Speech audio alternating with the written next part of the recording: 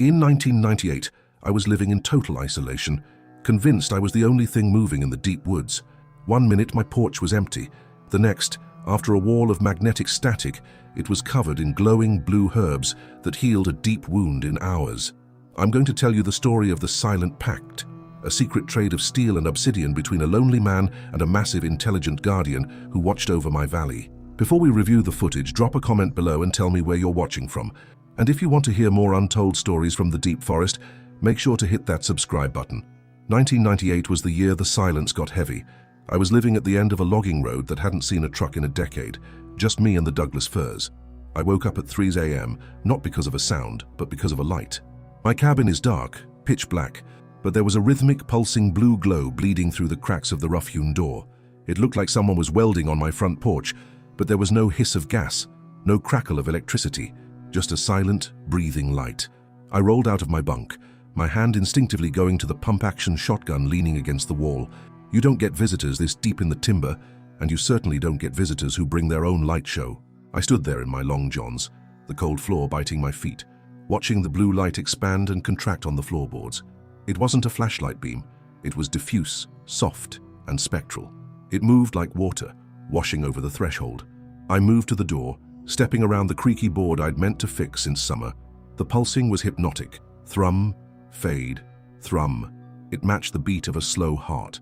I listened for an engine, a voice, footsteps, anything to explain the intrusion. There was nothing. The woods were dead silent, the kind of silence that usually means a predator is passing through. I racked the slide of the shotgun, clack, clack, a warning to whatever was on the other side. The light didn't waver. I unlatched the deadbolt and kicked the door open, swinging the barrel level with the porch rail. I expected a prank, or maybe a downed power line arcing in the brush. I found neither.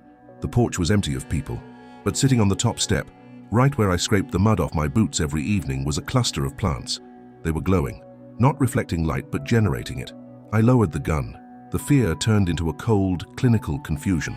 There were 7 of them, arranged in a perfect circle, stem to stem. They looked like ferns, but the leaves were translucent, like frosted glass, and distinct veins of bioluminescent blue liquid pumped through them. They pulsed in unison, illuminating the wood grain of the porch with an eerie underwater clarity. I had never seen anything like them in 40 years of walking these mountains. I knelt down, keeping one eye on the tree line. The light from the plants was strong enough to cast a shadow.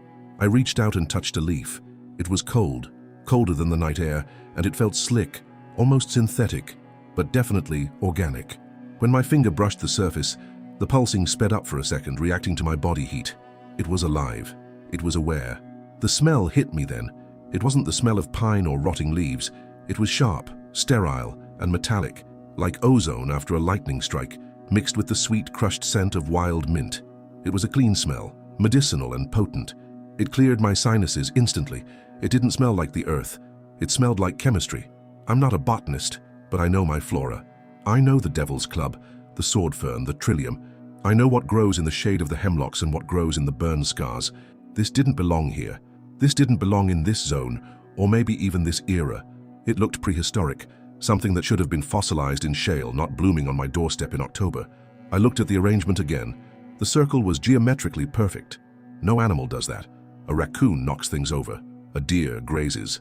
This was placed. It was a deposit. Someone had walked up my steps, knelt down, and arranged these delicate, glowing things with the precision of a jeweler, all while I was sleeping 10 feet away. The realization made the hair on my arms stand up. I stood up and scanned the yard. The moon was behind the clouds, but the blue glow from the plants threw the nearby bushes into relief. "Hello?" I called out. My voice sounded flat and small in the vastness of the dark. No answer. Just the wind shifting the upper branches of the firs. But I felt it, the weight of eyes. Someone was watching to see what I would do with the gift. I needed to know how they got here. I needed to know who, or what, had breached my perimeter without tripping the motion lights or waking my dog, who was strangely silent in his kennel out back. I remembered the camera system I had jury-rigged the month before, the heavy CCTV unit mounted under the eaves. It was recording to a VHS tape in the loop. I turned back inside, leaving the glowing circle on the porch, and headed straight for the monitor stack in the back room. I backed into the utility room, my shotgun still crooked in my elbow, and locked the door behind me. The air in there was stale, smelling of heated dust and the ozone from the bank of CRT monitors I had salvaged from a surplus auction. The heart of my security system was a heavy industrial-grade VCR that recorded 24 hours onto a single tape in time-lapse mode. It was the only way I could sleep at night out here, knowing that a mechanical eye was watching the perimeter. I hit the stop button, the machine clunking loudly in the silence, and the rec light died. I hit rewind, listening to the high-pitched whine of the magnetic tape spinning back through the heads. I watched the time code on the screen race backward. 3:30, 3:25, 3:20. My hands were trembling, not from the cold, but from the anticipation of seeing the face of my visitor. I stopped it at 3:10 a.m., giving myself a lead-in. I pressed play. The image was grainy, high-contrast black and white, showing the porch in a ghostly wash of infrared light. Nothing moved but the moths dancing around the lens. At 3:12 a.m., a gust of wind blew a few dead leaves across the deck. I watched them skitter over the spot where the glowing plants would eventually sit. The yard beyond was a wall of black pixels, the trees just vague shapes against the lighter sky. I leaned in closer to the glass, squinting at the scan lines, looking for a shadow, a glint of eyes, or a silhouette emerging from the timber. The time code ticked over to 3:13 a.m. The scene was perfectly, terrifyingly normal. Then, at 3:14 hours exactly, the world ended. The screen didn't go black. It exploded into a violent storm of static. It wasn't the soft snow of a bad signal. It was jagged, aggressive interference. Thick bars of white noise rolled vertically down the screen, tearing the image apart. The tracking went haywire, the image jumping and warping as if the tape itself was being demagnetized in real time. I hit the tracking knob, twisting it frantically, but the distortion was baked into the recording. The audio channel, which usually just picked up the wind, let out a shriek that made me jump. It was a digital scream, a high-pitched oscillating feedback loop that drilled into my teeth. It sounded like a Geiger counter exposed to the core of a reactor, mixed with the static of a radio between stations. I turned the volume down, my heart hammering. This wasn't a camera malfunction. This was a proximity effect. Something with a massive electromagnetic field had walked right under the lens. I checked the other camera feeds on the split-screen monitor. Camera 2, the shed, Camera 3, the driveway, and Camera 4, the rear deck. They were all showing the same chaotic interference. The entire system had been blinded simultaneously. It was as if a localized EMP had moved through my property, scrambling the electronics without tripping the breakers. Whatever was out there carried a bubble of disruption with it, a cloak of invisibility woven from magnetic chaos. I watched the static for what felt like an hour, but the time code told the truth. It was 90 seconds, a minute and a half of absolute electronic blindness. I imagined the creature walking up the steps during that window, its massive body humming with some biological energy that fried my circuits. It moved through the blind spot it created, a ghost in the machine. It knew exactly how long it had. It knew exactly where the lens was. At 3:15:30, the static vanished as instantly as it had arrived. There was no fade out, no gradual return of the signal. Snap. The picture was back. The porch was clear, the contrast sharp again. But now the scene had changed. Sitting on the top step, glowing brightly enough to flare the infrared sensor, was the circle of blue plants. They hadn't been there 90 seconds ago. Now they were the brightest thing in the frame. I rewound and played it again, and again. Clear porch, static storm, glowing offering. There were no frames of transition, no blurry shape placing them down. The creature had used the interference as a curtain. It had stepped onto the stage while the lights were out, left its mark, and vanished before the power returned. It was a magic trick performed for an audience of one, recorded on magnetic tape. I sat back in the chair, the hum of the VCR sounding loud in the room. I realized then that my security system wasn't a deterrent, it was a joke. I was trying to catch a being that could bend technology just by existing. The dead zone on the tape was more terrifying than any face could have been. A face is biology. This was physics.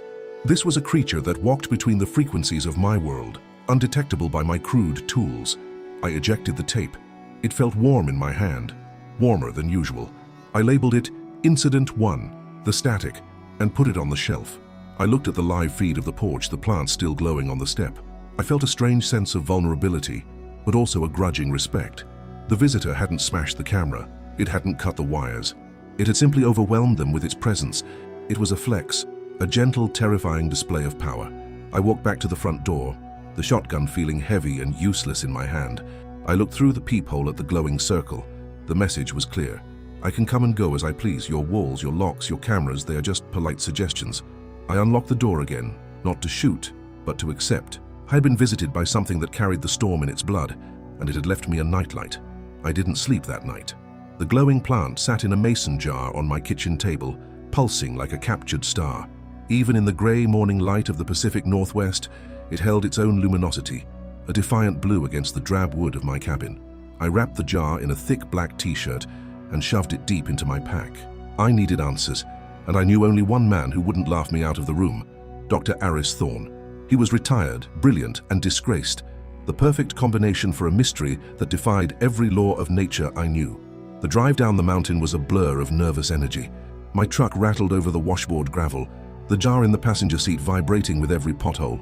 I kept glancing at it, half expecting it to explode or vanish into thin air. Aris lived in a chaotic A-frame at the edge of the valley, a place buried under books, dried specimens, and the smell of old pipe tobacco. I found him on his rotting porch, staring at the fog with eyes that had seen too much taxonomy to be easily impressed. "Samuel," he grunted, not bothering to stand up. "You look like you've seen a ghost." I sat down on the damp steps, the heavy pack between my knees. "Not a ghost, Aris. A gardener." I pulled the jar out, keeping the cloth wrapped tight around the glass. "I need you to look at something, but you can't ask me where I found it, and you can't put it in the university database. This stays between us." He raised a bushy white eyebrow, the curiosity instantly replacing the boredom in his face. "Show me." I unwrapped the jar. The reaction was immediate. Aris stopped smoking. He leaned forward, his mouth opening slightly, the pipe forgotten in his hand. The blue light from the plant illuminated his wrinkled face, casting deep spectral shadows in his eye sockets. He reached out a trembling hand, but didn't touch the glass. "Bioluminescence," he whispered, his voice rough. "In a vascular plant. In this latitude." He looked at me, his eyes wide and accusations forming. "This is a trick. You injected it with luciferin." "No trick," I said quietly. "It was growing on my porch this morning. It generates its own heat." He grabbed the jar and hustled me inside to his lab, a converted garage filled with dust-covered microscopes and centrifuges. He placed a leaf under the slide, his hands shaking so hard he could barely focus the lens. He stared into the eyepiece for a long time. The silence stretched, heavy and uncomfortable. When he finally pulled back, he looked pale. "The cellular structure, it's archaic. It looks like a fern from the Carboniferous period. But the chloroplasts, they aren't green. They're processing light differently." He ran a spectral analysis on a small cutting, feeding it into a machine that hummed and rattled. He stared at the readout graph, then at me. "It's not just emitting light, Samuel. It's emitting a low-level radiation. Not harmful, but active. It's generating energy. This plant is a furnace." He looked at the sample again, wiping sweat from his forehead. "There are no known species in the Pacific Northwest that do this. Fungi, yes. Deep sea creatures, yes. But a terrestrial fern, this is an evolutionary impossibility." I left the sample with him, swearing him to secrecy again. The drive back up the mountain felt longer. I felt exposed. I had taken something from the visitor and given it to the world of men. It felt like a betrayal of the pact I hadn't even agreed to yet. I spent the next week watching the woods, waiting for a sign of anger. The glowing circle on my porch had wilted within hours of the sunrise, turning into a grey, ash-like sludge that smelled of sulfur. The magic was volatile. It wasn't meant to last. I'm sharing this because the results of that test haunt me to this day. If you believe that nature has its own pharmacy, hidden from our greed, hit that subscribe button. What Aris found next could have changed medicine forever, but it was never meant for us. Back to the phone call. The phone rang 7 days later. It was Aris. He didn't say hello. "I isolated the compound," he said, his voice cracking with exhaustion. "Samuel, I cut my finger on the slide yesterday. Deep cut. I rubbed a drop of the plant's sap on it just to see. The wound is gone." I gripped the receiver, my knuckles white. "What do you mean, gone?" "I mean gone," he hissed.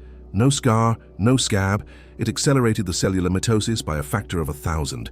It's a hyper-regenerative agent." My stomach dropped. "Aris, listen to me. Destroy the sample." There was a silence on the line. "Samuel, this is the Nobel Prize. This is the cure for everything.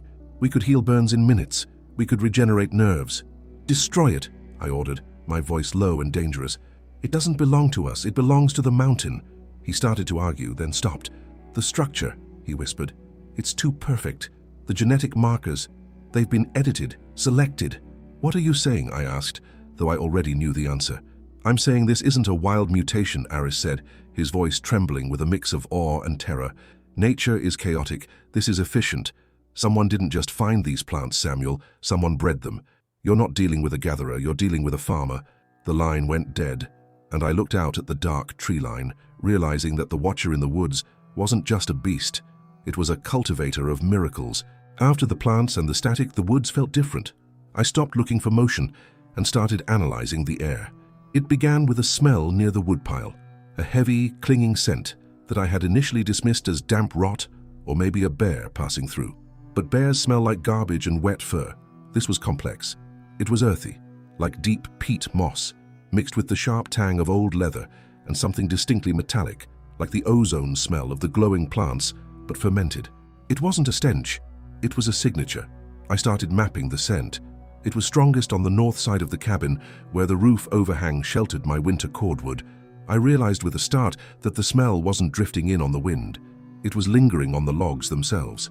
Something had been leaning there. I found a patch of bark on a Douglas fir log that was worn smooth, rubbed clean of moss at a height of 7 feet. The creature hadn't just walked by. It had stood there for hours watching my kitchen window, pressing its chest against the wood stack to stay hidden. The realization recontextualized everything. The noises I had ignored for months suddenly took on a sinister geometry.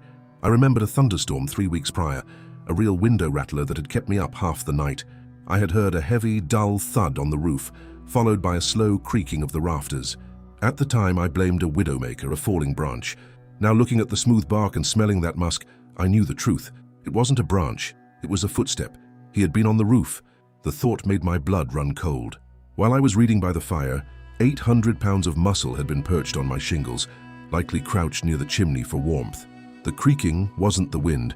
It was the structure of my home groaning under a weight it wasn't designed to support. He had been directly above me, separated only by a layer of cedar shakes and plywood, listening to my breathing, studying my habits from the high ground. I went behind the tool shed the next morning, a place where the ground stays perpetually soft and muddy from the runoff. I was looking for a sign, anything to confirm the weight class of my visitor. I found it pressed deep into the clay, preserved perfectly by the shade. It was a single footprint, but it looked like a crater. It was 18 inches long and fully 5 inches wide at the heel. It didn't look like a bear track. There were no claw marks. I knelt down, placing my own boot next to it. My size 11 looked like a child's toy. The anatomy was shockingly human. A distinct arch, a wide ball of the foot, and 5 clear toes. But the mechanics were different. The mid-tarsal break, the flexibility in the middle of the foot, was evident in the way the mud had shifted. This wasn't a stiff boot sole. This was a foot that could grip the earth like a hand. The depth of the impression suggested a density that defied biology. To sink that deep in this soil, the creature had to weigh close to half a ton. I poured a plaster cast, my hands working automatically while my mind raced. The track was fresh, maybe 2 hours old. He had been here while I was making coffee. He had walked past the shed, likely checking my generator or my fuel supply. This wasn't a random wandering, it was a patrol. He was walking the perimeter of his territory, which just happened to include my cabin. I wasn't the landowner here. I was the tenant. The scent became my early warning system. I learned to distinguish the fresh musk from the lingering odor. If the air smelled sharp and coppery, I knew he was close, probably within 100 yards. If it smelled dry and earthy, he had passed by hours ago. I stopped wearing cologne. I switched to unscented soap. I didn't want to offend his nose, or worse, mask the arrival of his. We were engaging in a chemical conversation, a silent negotiation of territory. I started leaving the perimeter lights off. It felt safer. If he could see in the dark, and the night vision footage proved he could, then the lights only blinded me and exposed my position. I sat in the dark cabin, the windows open, just breathing the night air. I was trying to acclimate, to become part of the background noise so he wouldn't feel the need to hide. I wanted to move from threat to neutral entity in his mind. One evening, I found a smear of the same bioluminescent fluid on the handle of my axe, which I had left embedded in a stump. It was a deliberate touch. He had handled my tool. He hadn't stolen it. He had inspected it. The message was clear. I know what you can do. I know your weapons. I am not afraid. The axe was exactly where I left it, but it felt different now, heavier, charged with the knowledge that a giant had weighed it in his hand.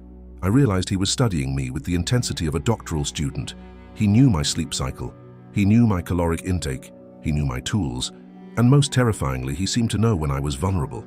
The gift on the porch hadn't been random charity. It was a response to a specific event. I looked down at the healing scab on my leg, the one I had gotten splitting wood 3 days before the plants appeared. The timeline clicked into place with a sickening precision. I had limped for 2 days. He had seen the limp. He had smelled the blood. The glowing plants weren't just a peace offering, they were a prescription. He hadn't just been watching me, he had been diagnosing me, and that meant he cared about the condition of his livestock. The timeline was the key, but I had been too busy watching the woods to look at the calendar. I sat at my kitchen table with my logbook, cross-referencing the dates. October 14th. I was splitting cedar for kindling. The axe head, old and loose, had glanced off a knot and buried itself into my left shin. It was a nasty cut, deep enough to see the white of the tibia. I hadn't gone to the hospital, it was a 2-hour drive, so I had cleaned it with whiskey and stitched it myself with fishing line. It had bled for hours, soaking my pant leg. October 16th. The glowing plants appeared on the porch. The gap was exactly 48 hours. The realization hit me like a physical blow. The creature hadn't just sensed a disturbance, it had smelled the specific copper tang of arterial blood. It knew I was hurt, and more importantly, it had watched me limping around the yard for 2 days, assessing the severity of the wound. The glowing herbs weren't a random offering or a territorial marker. They were a prescription. I looked at the scar on my leg, now a jagged pink line that had healed with impossible speed after I applied the sap. I realized I wasn't dealing with a monster. A monster attacks the wounded. A predator sees a limp as an invitation to kill. This creature saw a limp and decided to intervene. It was acting as a steward.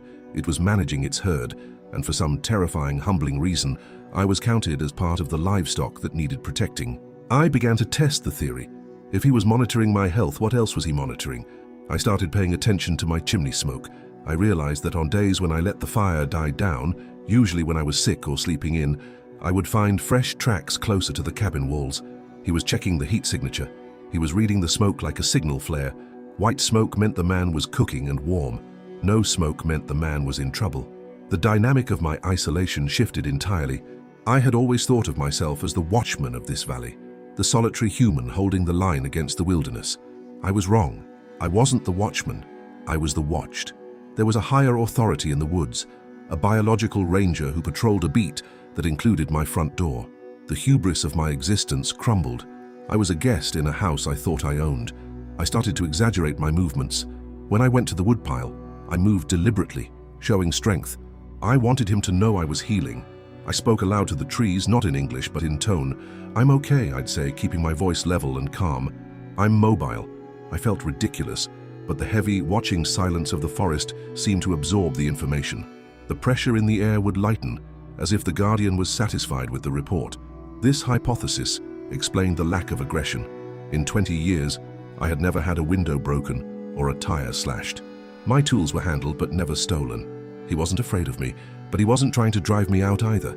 He seemed to view me as a benign feature of the landscape, like a beaver dam or a particularly interesting rock formation. As long as I didn't start burning down the forest or poisoning the water, I was under his protection. The thought was both comforting and deeply unsettling. It's one thing to have a guardian angel, it's another to have one that weighs 800 pounds and can crush a truck. I was living in a glass house. Every cough, every stumble, every moment of weakness was being catalogued by an intelligence that lived in the dark. I wondered if he judged my diet. I wondered if he pitied my solitude. I thought about the botanist, Aris, and his terror at the cultivated nature of the glowing plants. If the Sasquatch was a farmer, was I the crop or was I a pet? The distinction matters.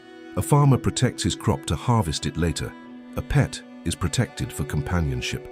I looked at the healed skin on my leg again. You don't waste high-grade medicine on a crop you intend to eat. You save that for the things you value. The symbiotic nature of it began to dawn on me.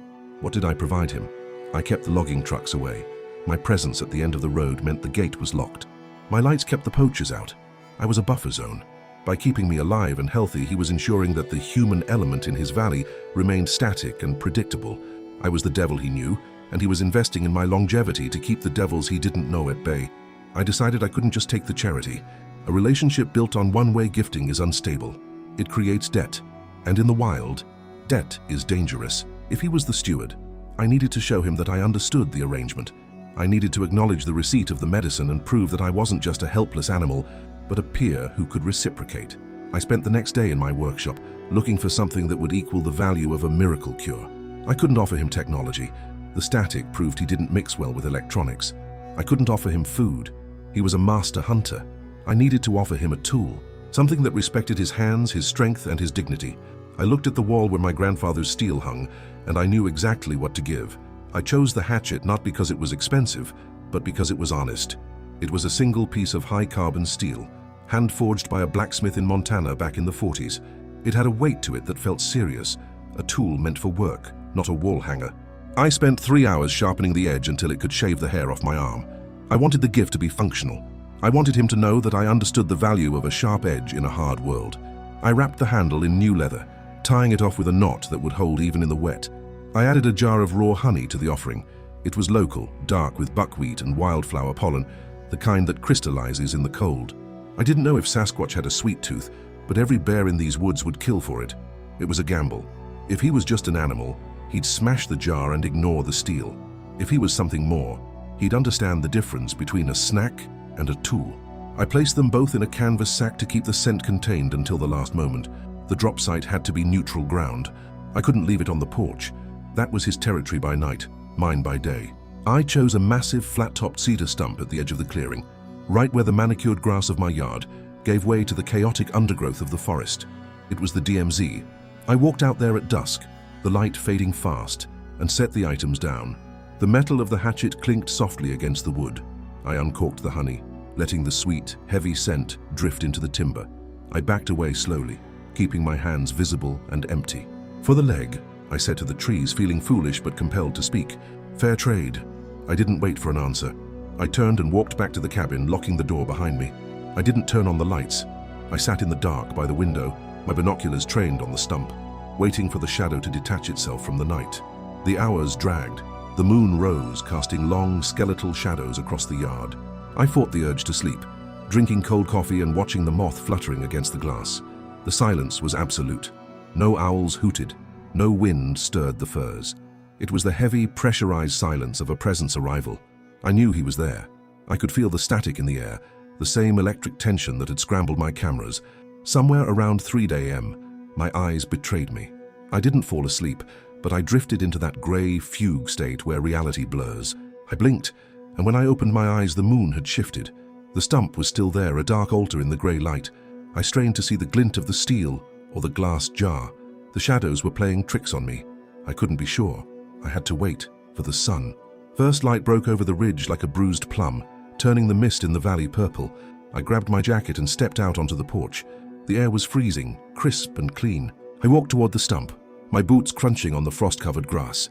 My heart was hammering in my throat. Had a raccoon dragged it off? Had he ignored it? I reached the stump and stopped dead. The hatchet was gone. The honey jar was gone. There were no crumbs, no broken glass, no sign of a struggle. The canvas sack was folded, neatly folded, and placed on the edge of the wood. And right in the center, where the hatchet had been, sat a single object. It was black, absorbing the morning light like a hole in the world. I picked it up. It was cold and heavy. Obsidian, volcanic glass. It was an arrowhead, but the size of a spear point.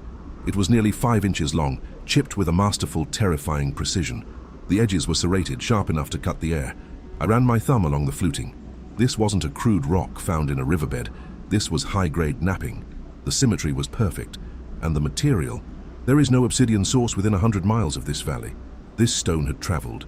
It had been carried, perhaps for generations, as a trade good or a weapon. He hadn't just taken the tool. He had replaced it. He had understood the concept of trade. I gave him steel, he gave me glass. I gave him sweet, he gave me sharp. It was a message of equality. You have your technology, I have mine.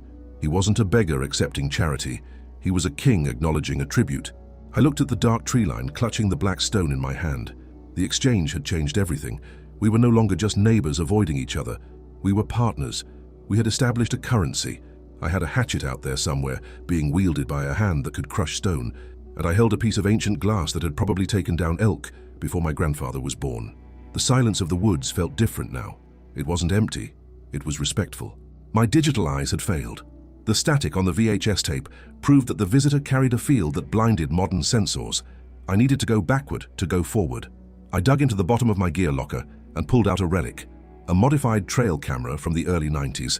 It was a brick of a thing, housing a 35mm film canister and a mechanical shutter. No microchips, no digital processors, no Wi-Fi. Just springs, gears, and chemistry. It was the only way to bypass the electronic dead zone that surrounded him. I loaded it with high-speed infrared film, black and white, grainy as hell, but sensitive to heat. The flash was the tricky part. A standard strobe would spook him, maybe even blind him. I used a deep red filter over the bulb, cutting the visible light down to a dull crimson glow that was barely perceptible to the human eye. I wasn't trying to light up the forest, I was trying to steal a shadow. I mounted the camera low on a cedar tree, aiming it upward toward the porch railing, hoping to catch a silhouette against the night sky. The waiting was the hardest part. With digital, you know instantly. With film, you live in a state of suspended reality. Every morning I would walk out to the tree and check the mechanical counter on the side of the box. 0, 0, 0. For 2 weeks, the shutter never tripped. The woods were quiet. The wind blew. The rain fell, but the ghost didn't walk. I began to wonder if the camera itself smelled wrong, if the chemicals in the film were leaking a scent that warned him off. Then, on a Tuesday after a heavy frost, the counter read 1, just 1. I stared at the number, my breath pluming in the cold air. A single frame, a single moment where the heat, the motion, and the mechanism had aligned. I didn't wait. I pulled the film canister right there, shielding it with my body, and marched back to the cabin. I didn't have a darkroom, but I had a blackout bag and the chemicals. I was going to develop this the old way, blind by feel in the kitchen sink. If you believe that the most haunting images are the ones that leave room for the imagination, if you think that a single photograph can change the way you see the world, subscribe to this channel. I captured a ghost on celluloid. Help me develop the truth. Now, the darkroom. The smell of the fixer was sharp in the small bathroom I taped up with garbage bags. I agitated the tank, counting the seconds. Agitate, tap, wait. The process was meditative, a ritual of revealing the unseen. I was terrified that I would pull the strip out and find nothing but black, that the static had ruined even the silver halide crystals. When the timer dinged, I rinsed the negative and held it up to the red safety light. At first, it looked like a smudge, a blur of grey against the black. I used a loupe to inspect the negative, my eye pressed to the glass. The image resolved. It wasn't a face, it wasn't a body. It was a hand. A massive, hairy hand reaching into the frame from the top left, hovering just inches above the porch railing where I had left a second offering of apples. The focus was soft, but the anatomy was undeniable. I made a print, enlarging the image until the grain was the size of salt crystals. The hand was terrifying in its humanity. It had 5 fingers. The thumb was opposed, thick and muscular, positioned perfectly for gripping tools. The fingernails were dark, broad, and manicured by wear, not the claws of a bear, but the nails of a primate. The fur on the back of the hand was matted and wet, slicked down by the rain, revealing the powerful tendons underneath. But it was the palm that stopped my heart. In the high contrast of the infrared, I could see the lines. The lifeline, the heartline, deep, calloused ridges that mapped a history of labor and survival. It was a hand that had broken bones, built shelters, and perhaps comforted a child. It was the hand of a maker. I looked at the obsidian arrowhead on my mantle, and then back at the photo. This is the hand that made the knife. The most chilling part was what wasn't there. The camera angle was wide enough to capture a face, had he been looking down. But the arm extended from out of frame, reaching blindly but accurately. He knew the camera was there. He knew the angle of the lens. He had deliberately positioned himself to interact with the offering while staying just outside the cone of vision. He wasn't hiding because he was afraid of the flash. He was hiding because he wanted to remain a mystery. I looked at the single frame again. A hand offering peace or taking it. It was a gesture of connection. He could have smashed the camera. He could have ripped the tree out of the ground. Instead, he had played the game. He had given me a piece of himself, his fingerprint, his strength, without giving me his identity. It was a compromise. You can see my work, Samuel, but you cannot see my soul. I never reloaded the camera. I took it down the next day. The message was received. The surveillance war was over. I didn't need to see his face to know who he was. He was the neighbor who checked my perimeter. He was the doctor who healed my leg. And now I had a picture of the hand that held the valley together. I put the print in a frame, not facing the room, but facing the window, so that if he ever looked in, he would see his own hand waving back. By the time the deep snows of 1999 buried the valley, the fear had completely evaporated, replaced by a quiet, heavy grace. I no longer locked the cabin door with the same feverish anxiety. I didn't scan the tree line for threats. I scanned it for friends. The isolation that had once felt like a prison now felt like a privilege. I was the only human in a sanctuary that was being actively managed by an intelligence older than the trees. The woods weren't empty. They were occupied, and the occupant knew my name, or at least my scent.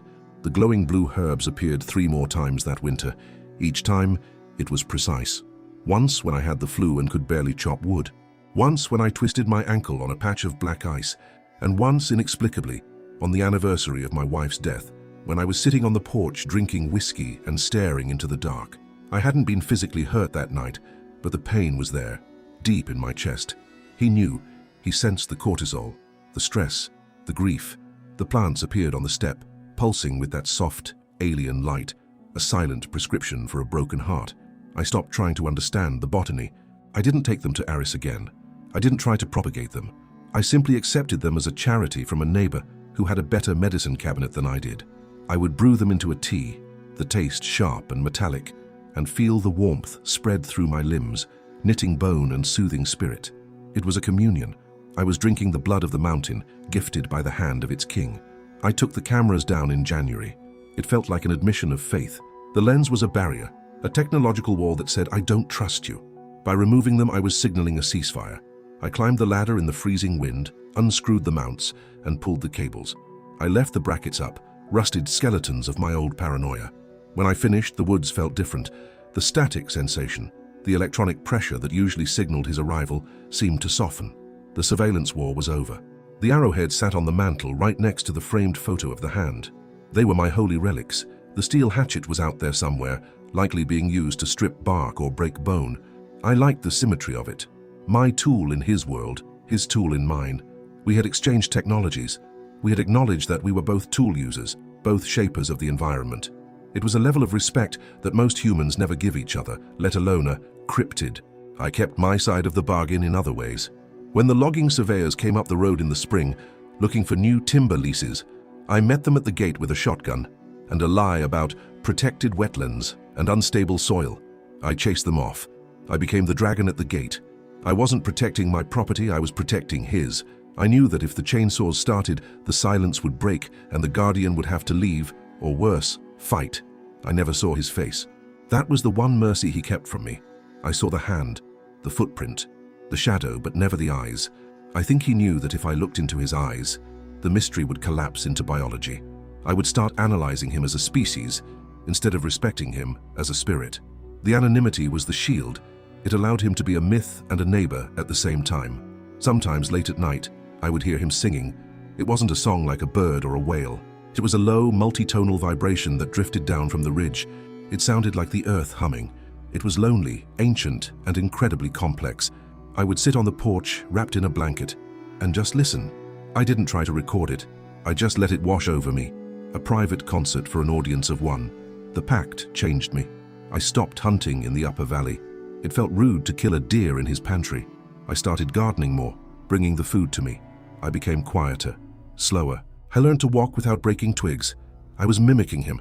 I was evolving into a creature of the woods, shedding the heavy, noisy habits of civilization. He was teaching me how to be indigenous to a place I had only occupied. When I finally left the cabin years later, driven out by age and failing knees, I didn't sell the land. I put it in a conservation trust. I locked the gate one last time and threw the key into the brush. The cabin is rotting now, the roof likely caved in by snow. But I know the woods are safe.